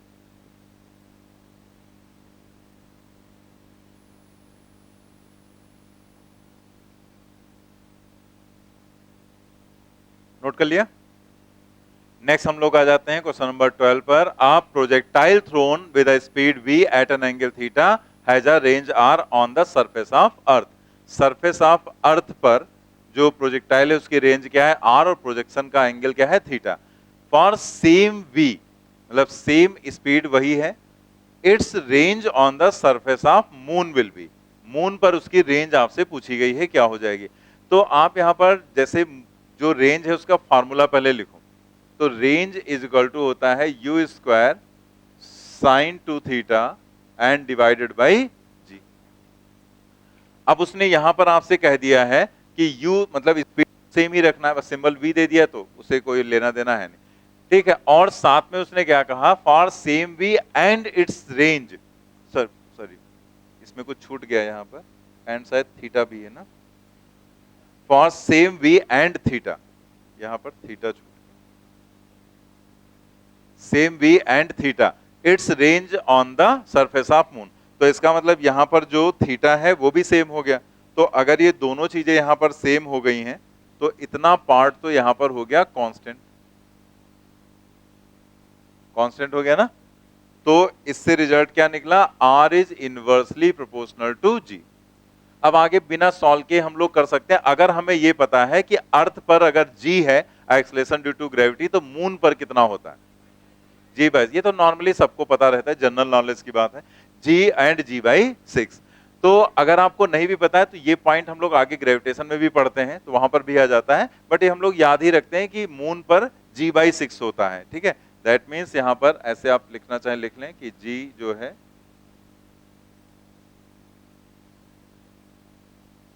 अर्थ पर जो होता है उसका 1/6 टाइम्स होता है मून पर।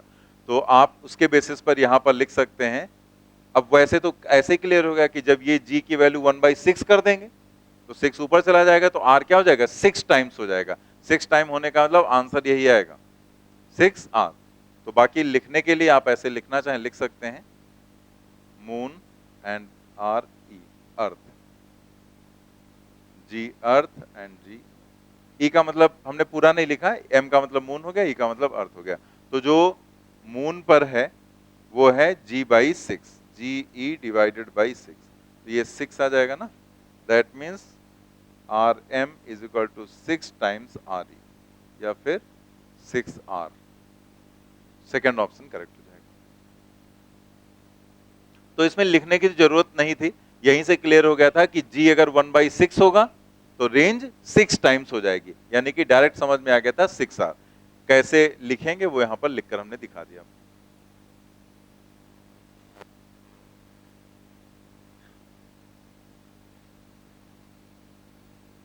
2 seconds after projection a particle is moving at 30 degree above the horizontal। ध्यान से इसकी लैंग्वेज को समझो कि 2 second after projection of particle, मतलब पार्टिकल को प्रोजेक्ट किया उसके 2 सेकेंड के बाद देखा गया कि वो 30 डिग्री पर हॉरिजॉन्टल से है। तो ये 30 डिग्री क्या होगा, थीटा या अल्फा, अल्फा होगा ना। 2 सेकेंड के बाद वो ऊपर चला जाएगा कहीं पर, तो वहां पर जो भी एंगल हम लोग मानते हैं वो अल्फा मानते हैं कहीं पर भी। तो ये अल्फा हो गया यहां पर, और ये हो गया time above the horizontal after 1 more second, एक और सेकेंड तक वेट किया गया, 1 more second, it is moving horizontally, यानी कि पार्टिकल कहां पहुंच गया, हाईएस्ट पॉइंट पर, क्योंकि हाईएस्ट पॉइंट पर ही उसकी स्पीड वेलोसिटी क्या हो जाती है, horizontal. Find the magnitude and direction of its initial velocity. अब इनिशियल वेलोसिटी का मैग्नीट्यूड भी बताना है और डायरेक्शन भी, यानी कि आपको u निकालना है और थीटा, मतलब यहां पर magnitude and direction of initial velocity, यानी कि u भी हमारा अननोन है और थीटा भी अननोन है, ये दोनों चीजें हमें कैलकुलेट करनी, ठीक है। तो यहां पे जस्ट जो चीजें दी गई हैं उनके हिसाब से ही हम लोगों को सॉल्व करना है। तो पहले तो थोड़ा सा डायग्राम बना लेते हैं हम लोग यहां पर, कि इस तरीके से मान लेते थीटा एंगल और यू लिया,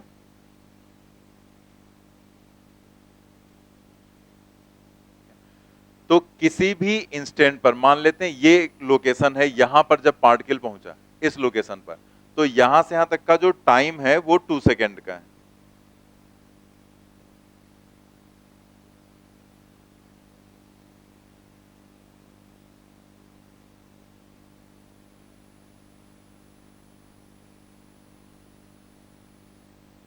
2 सेकेंड उसने कहा ना, आफ्टर 2 सेकेंड, 2 सेकेंड के बाद जो पार्टिकल है वो यहां पर मूव कर रहा है, तो उसने कहा उसका हॉरिजॉन्टल से जो एंगल है वो कितना है, 30 डिग्री है, ठीक है, दिख रहा है ना ये, यहां पर एंगल कितना है 30 डिग्री 2 सेकेंड के बाद। फिर उसने कहा 1 मोर सेकेंड, मतलब एक और सेकेंड तक वेट किया गया तो ये पहुंच गया यहां पर, यानी कि कहां पर पहुंच जाएगा, हाईएस्ट पॉइंट पर एच वाली कंडीशन में, और यहां पर इसकी जो वेलोसिटी होगी वो हॉरिजॉन्टल वेलोसिटी हो जाएगी। तो यहां तक का जो टाइम लग रहा है इस लोकेशन तक, यहां से यहां तक, ये टाइम कितना लगा, 1 सेकेंड। और यहां पर ये हॉरिजॉन्टल मूव करता है, हमें पता है वर्टिकल कंपोनेंट जीरो हो जाता है, सिर्फ यहां पर हॉरिजॉन्टल कंपोनेंट बचता है, चाहे उसको vx लिखो ux लिखो, तो हमें उससे लेना देना नहीं है, बस ये यहां पर बस इतनी चीजें आपको दी है, g की वैल्यू दी गई है और आपको बताना है यहां पर दोनों चीजें। तो जरा हम देखें यहां पर इतने से पहले क्या रिजल्ट निकल रहा है। अगर आप देखो तो ये 2 और 1 मिलकर टी अप हो जाएगा ना, टी अप की वैल्यू कितनी, 3 सेकेंड, 3 सेकेंड हो गए।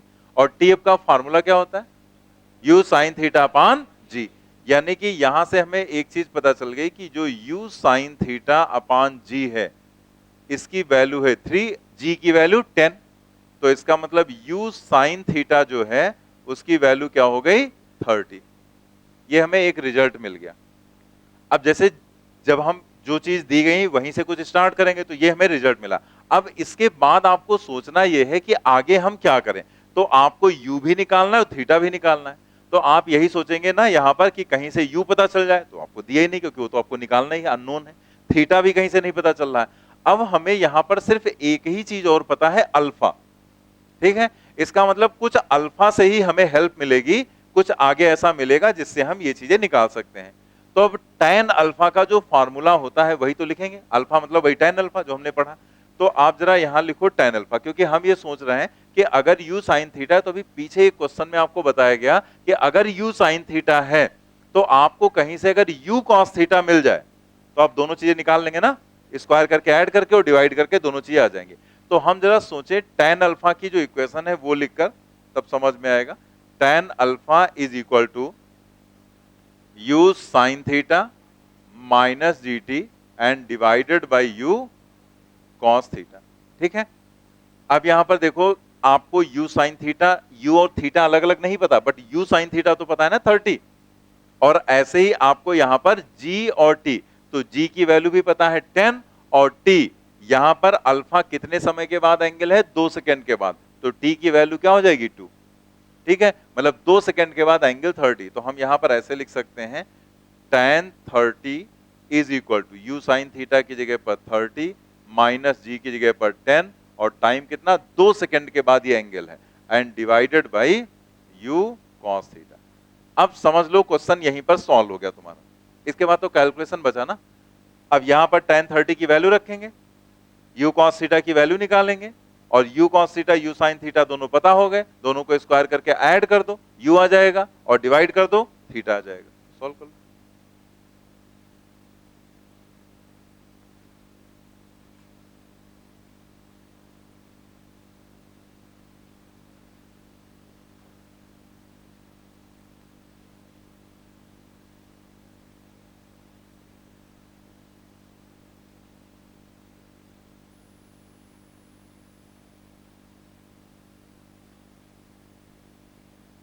u cos थीटा की वैल्यू आ गई 10√3। सेकेंड इक्वेशन, दोनों को स्क्वायर करके ऐड करते हैं।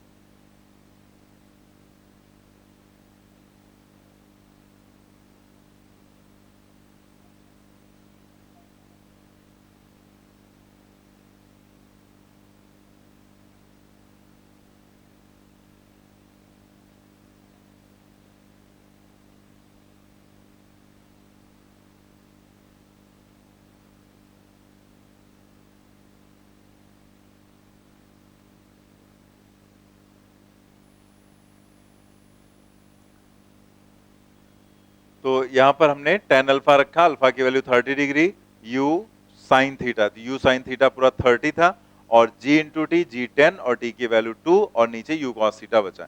u cos थीटा यहां से निकालना था, ये 1/√3, ये 20 होगा, 30 माइनस 20 10, तो यहां पर 10 इंटू √3 आ जाएगा u cos थीटा की वैल्यू, क्रॉस मल्टीप्लाई कर लेंगे तो 10√3। फिर क्या किया, स्क्वायर करके दोनों को हमने ऐड कर दिया। तो जब स्क्वायर करेंगे, u square sine square theta, u square cos square theta, तो 30 का स्क्वायर 900 और 10√3 का स्क्वायर 10 का स्क्वायर 100 मतलब 300, तो ये टोटल हो जाएगा 1200। तो u स्क्वायर की वैल्यू, चूंकि इसमें से कॉमन लेंगे अंदर वही 1 रहेगा, तो u स्क्वायर हो जाएगा 1200, और 1200 को हम लिख सकते हैं 3 इंटू 400। तो जब स्क्वायर हटाएंगे तो रूट लगेगा, तो 400 का क्या आ जाएगा 20, और 3 का क्या आ जाएगा √3, तो 20√3 आ गई स्पीड। एंगल निकालना, दोनों को डिवाइड कर दिया, u कैंसिल, tan थीटा आ जाएगा। तो यहां पर हमने क्या किया, 30/10√3। तो इसमें अगर आप देखो तो ये जो जीरो है ये तो यहां से हट जाएगा, और ऊपर है 3, 3 को हम लोग क्या लिख सकते हैं, √3 इंटू √3।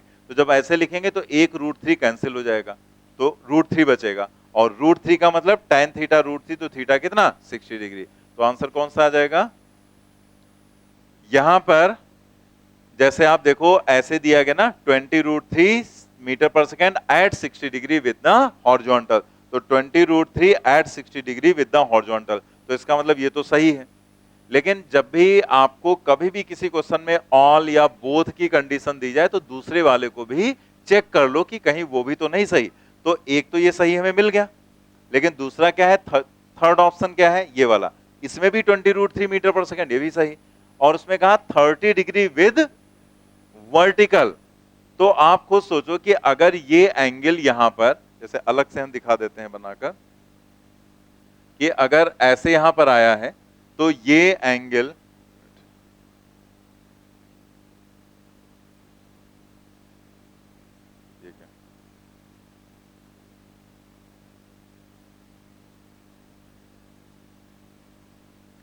जैसे ऐसे दिया गया, और ये है यहां पर वर्टिकल। तो आप यहां पर कह सकते हैं कि अगर हमने प्रोजेक्ट किया था 60 डिग्री पर, तो ये एंगल क्या है 60 डिग्री। तो अगर ये 60 है हॉरिजॉन्टल से, तो वर्टिकल से एंगल कितना होगा 30 डिग्री हो जाएगा।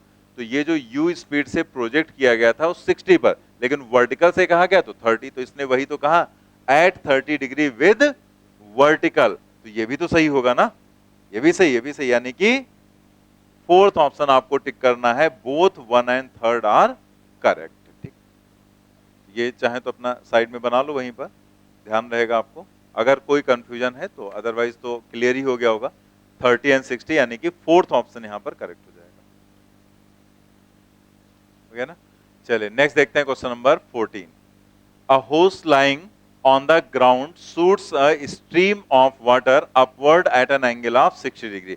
होस मतलब होस या होस पाइप लिख दिया जाता है। तो होस पाइप जो होता है जैसे जो पानी के लिए सप्लाई के लिए पाइप यूज करते हैं तो उसी के लिए कहा जा रहा है यहाँ पर। तो होस lying on the ground shoots a stream of water upward at an angle of 60 degree to the horizontal with a velocity of 16 meter per second. The height at which the water strikes the wall 8 meter away. अब पहले तो diagram बनाओ आप यहाँ पर।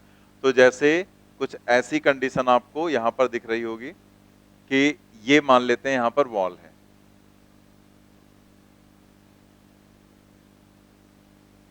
और यहाँ पर 60 डिग्री पर इस तरीके से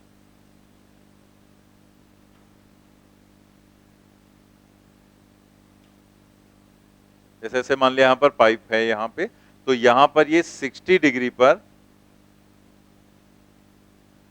इस तरह से वाटर निकल रहा है, ठीक है। यू स्पीड हो गई, तो एट एन एंगल 60 डिग्री और स्पीड क्या है 16 मीटर पर सेकेंड। तो ये यू की वैल्यू यहाँ पर क्या है 16, ठीक है।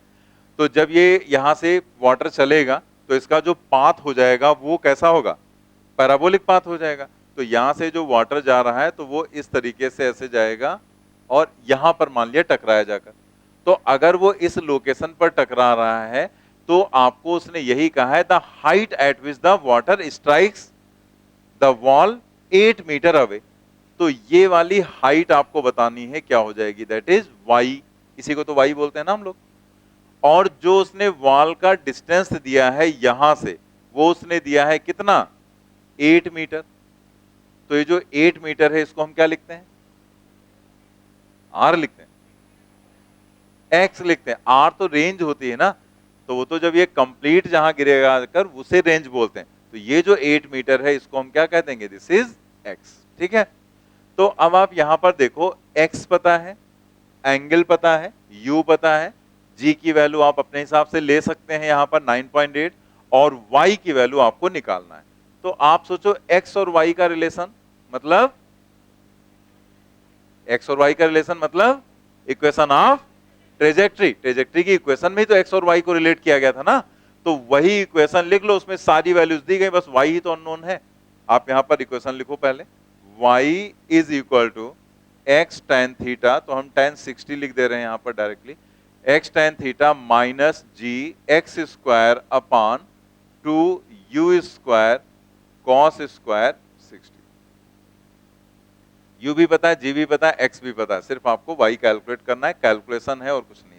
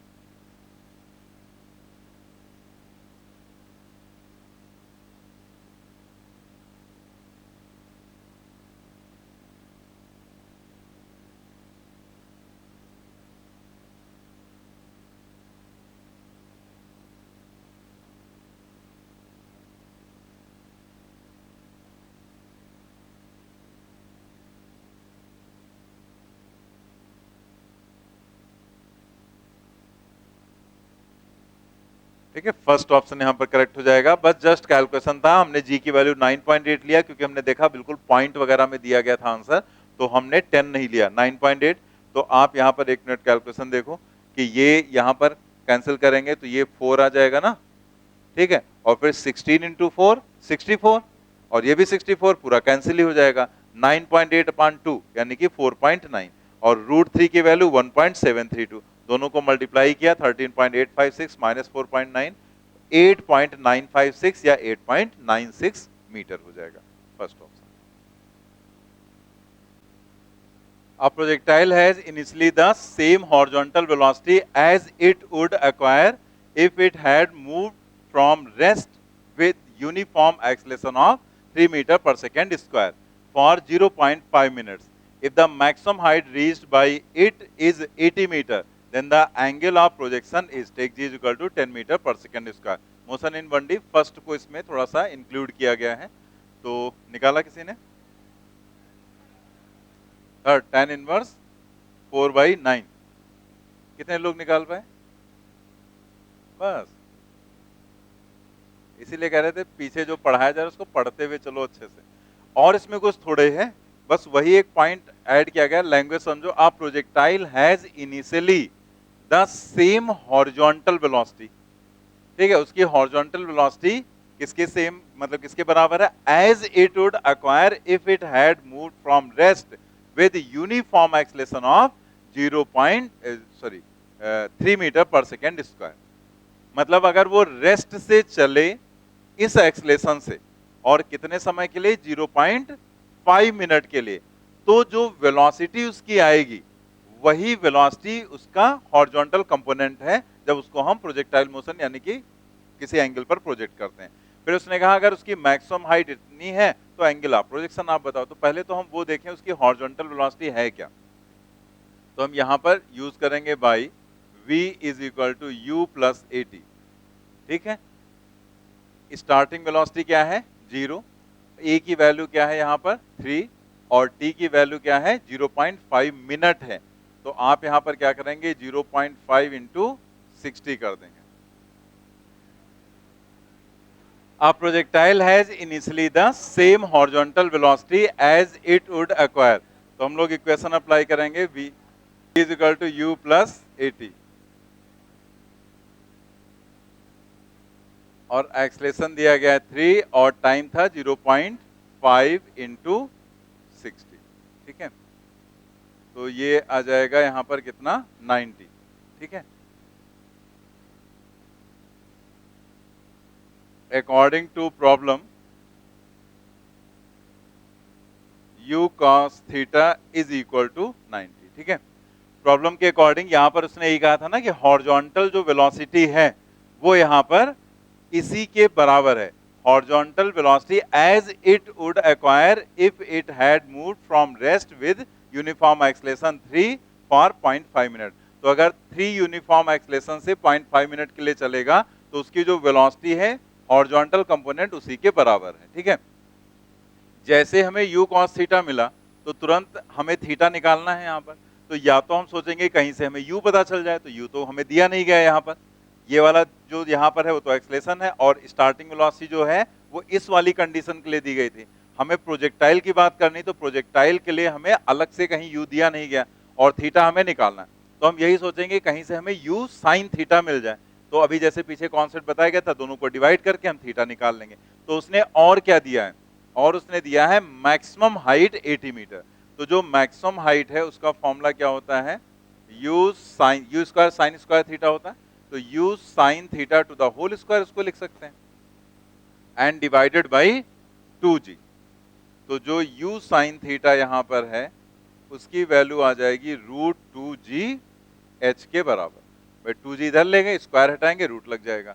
तो अब आप यहां पर वैल्यू रखो, 2g की वैल्यू 10 और h की वैल्यू क्या है? 80। तो ये आ जाएगा यहां पर कितना? 40, क्योंकि ये 1600 हो जाएगा और 1600 का स्क्वायर रूट हो जाएगा 40। तो आप यहां पर डिवाइड कर सकते हैं, इसे आप सेकेंड इक्वेशन मान लो, u sine theta divided by u cos theta is equal to 40 divided by 90।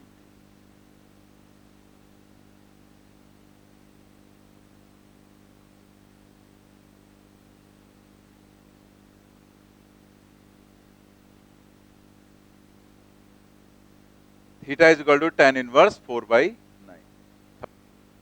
चलिए नेक्स्ट देखते हैं क्वेश्चन नंबर 16। ये आपके यहाँ AIPMT में पूछा गया था। A projectile is fired from the surface of Earth with a velocity of 5 meter per second and angle theta with the horizontal. another projectile fired from another planet with a velocity of 3 metre पर second at the same angle। यहां पर ध्यान देंगे कि उसने कहा है दूसरे प्लेनेट पर, लेकिन एंगल सेम रखा गया। follows a trajectory which is identical with the trajectory of the projectile fired from the earth। मतलब दोनों की ट्रेजेक्ट्री एक जैसी है, ठीक है, आइडेंटिकल ट्रेजेक्ट्री है, मतलब दोनों की जो ट्रेजेक्ट्री है वो दोनों की एक जैसी है, ठीक है, यहां पर लिखा गया identical. The value of the acceleration due to gravity on the planet is in metre पर second square given g is equal to 9.8 metre पर सेकेंड स्क्वायर। तो सबसे पहले हम लोग यहां पर ये चीज देखें कि जैसे अगर आइडेंटिकल ट्रेजेक्ट्री है यहां पर, तो उसका मतलब क्या है। आइडेंटिकल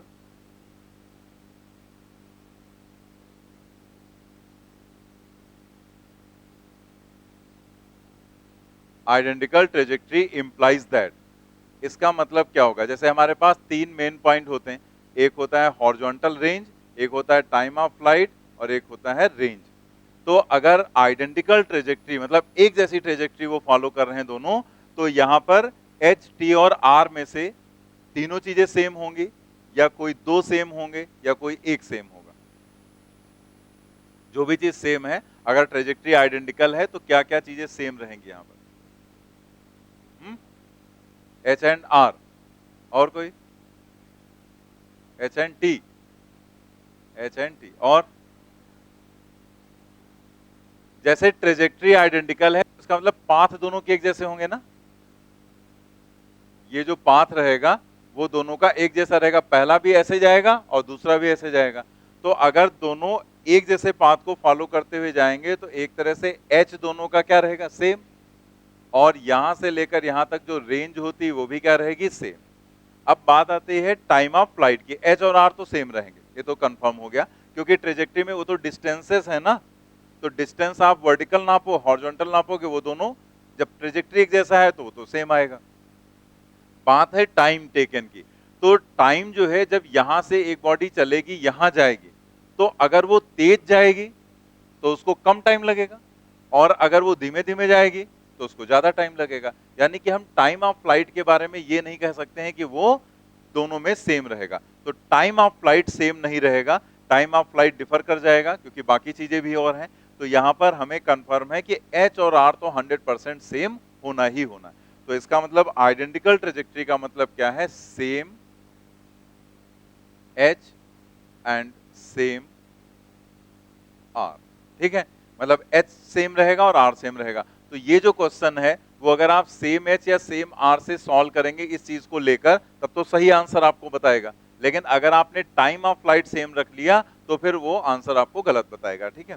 तो अब हम यहां पर देखते हैं कि उसने कहा है यहां पर a projectile is fired from the surface of the earth with a velocity 3 metre पर सेकेंड।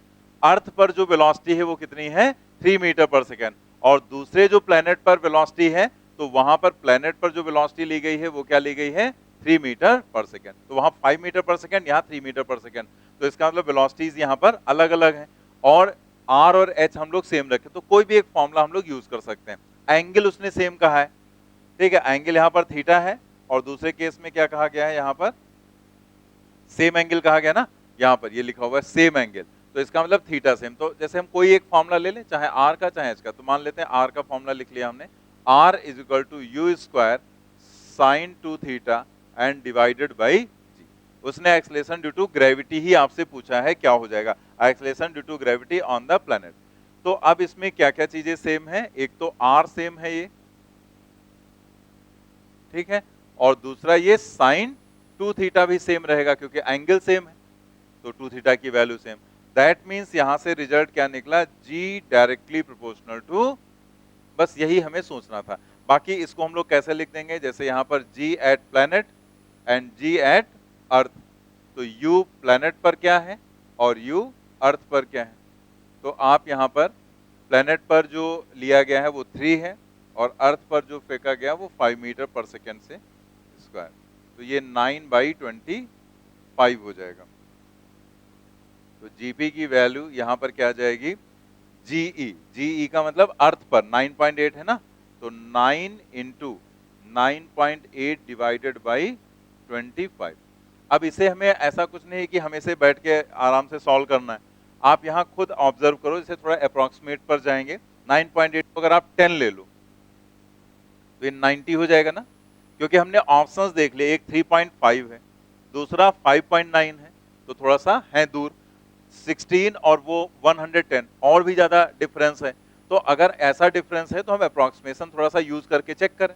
तो आप अगर इसे 10 ले लो, ये 9 है तो ये 90 हो गया डिवाइडेड बाई 25, यानी कि अगर ये 10 की बजाय 9.8 लेंगे तो 90 से भी कम ही आएगा। क्या आंसर 4 पॉइंट समथिंग हो सकता है? नहीं, अगर 100 के ऊपर आता तो 4 पॉइंट समथिंग होता, क्योंकि 100 बाई 25 क्या होता है 4, तो इसका मतलब ये 4 से भी कम आएगा, और 4 से कम का सिर्फ और सिर्फ एक ही आंसर है 3.5। तो बिना कैलकुलेशन के हम लोग यहां पर लिख सकते हैं कि आंसर होगा 3.5। नोट कर लें, नोट कर लिया। देखते हैं क्वेश्चन नंबर 17।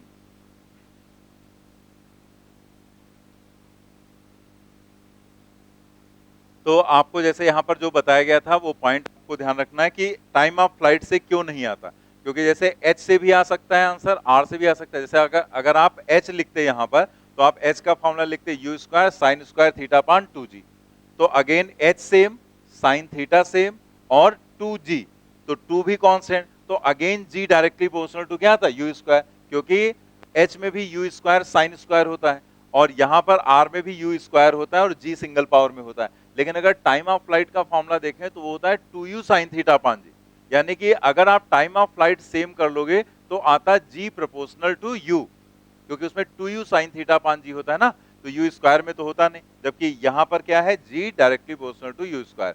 तो चूंकि जो चीज सेम है उसके हिसाब से आंसर सही आएगा। अगर आपने टाइम ऑफ फ्लाइट सेम कर लिया तो आपका ये रिलेशन आएगा, तो यहां से आंसर क्या हो जाएगा? गलत हो जाएगा आपका, ठीक है। From a point on the ground at a distance of 2 meters from the foot of a vertical wall, a ball is thrown at an angle 60 degree, which just clears the top of the wall and then strikes the ground at 4 meter. मतलब फेंका गया उसको wall से 2 metre से, लेकिन दूसरी side में गिरी जाकर वो 4 मीटर पर। From the foot of the wall in the other side, find the height of the wall. आप यहाँ पर देखो कि डायग्राम पहले बनाते हैं हम लोग।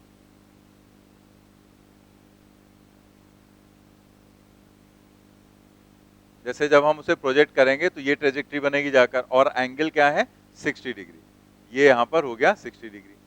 अब उसने आपसे यहाँ पर कहा क्या है कि जब आप इसको प्रोजेक्ट करते हैं तो एक वॉल है यहाँ पर इस लोकेशन पर मान लिया, तो ये वाली जो डिस्टेंस है वो है 2 मीटर और इधर की जो डिस्टेंस है वो है 4 मीटर।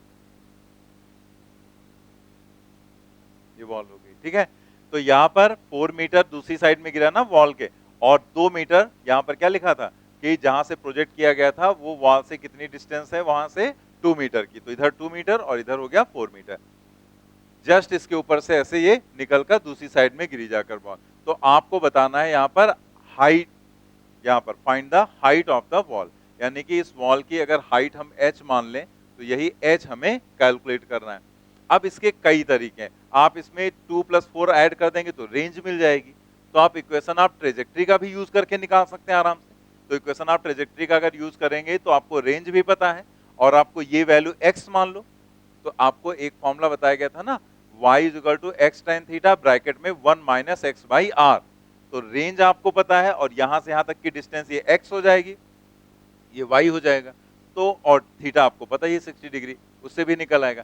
लेकिन एक और भी तरीका है जो हम लोगों ने एक इक्वेशन पढ़ी कि अगर हम इसे यहां से मिला दें, ऐसे इसे यहां से मिला दिया और इसे यहां से मिला दिया, तो ये वाला जो एंगल है इसको हम अल्फा बोलते हैं और इस वाले एंगल को हम बीटा बोलते हैं। तो इनमें एक रिलेशन हमें पता है, tan theta = tan alpha + tan beta. हम इसका भी यूज कर सकते हैं, tan थीटा मतलब tan 60 डिग्री हो जाएगा। tan अल्फा अगर हम यहां से देखें तो tan अल्फा h/2 होगा, परपेंडिकुलर अपॉन बेस, तो ये हो गया h/2 और ये क्या हो गया, बीटा इधर से निकाल लेंगे h/4, perpendicular upon base h/4, तो ये हो जाएगा √3 और ये आ जाएगा, इसको सॉल्व करेंगे तो एलसीएम लेंगे 4 तो ये आ जाएगा 2h plus h, that means 3h by 4 is equal to root 3h by 4 is equal to root 3। तो यहां से h की वैल्यू आ जाएगी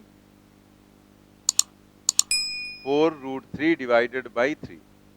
ये जो 3 है इसको हम लोग रूट 3 इंटू रूट 3 लिख सकते हैं, 4 root 3 divided by root 3 into root 3। ठीक है, तो एक रूट 3 यहां से हो जाएगा कैंसिल, तो यहां पर आंसर क्या आ जाएगा 4 divided by root. Third option correct हो जाएगा। आप चाहें तो जैसे x tan थीटा वाली जो इक्वेशन बताई गई थी, तो उससे भी आप इसको निकालकर चेक कर सकते हैं, उससे भी यही सेम आंसर आएगा। ठीक है।